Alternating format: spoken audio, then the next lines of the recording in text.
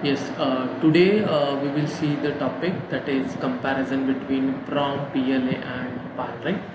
So these are the features. On the basis of this feature, we are comparing PROM, PAL and PAL, right?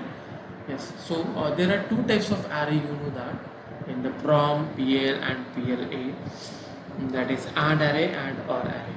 So this is very important difference you can write in the examination. The PROM में क्या होता है, AND array is fixed and OR array is programmable, right? And PAL में क्या होता है, as you know that AND array is programmable and OR array is fixed. And PLA में both are programmable. So AND array and OR array का difference आप लिख सकते हो in examination. So what about next is what the flexibility. So flexibility.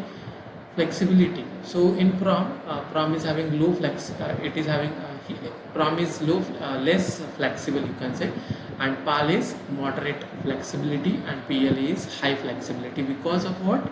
Both array are programmable. Okay. Now what is speed and ultimately the propagation delay? The speed of PROM is fast, right? It is fastest and it is slower.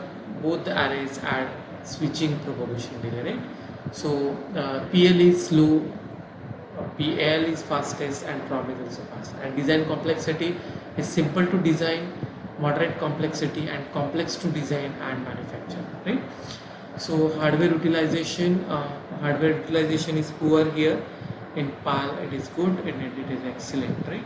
So the cost is inexpensive, moderate and expensive. And the main application of PROM is what? The memory storage, code conversion, lookup tables, right?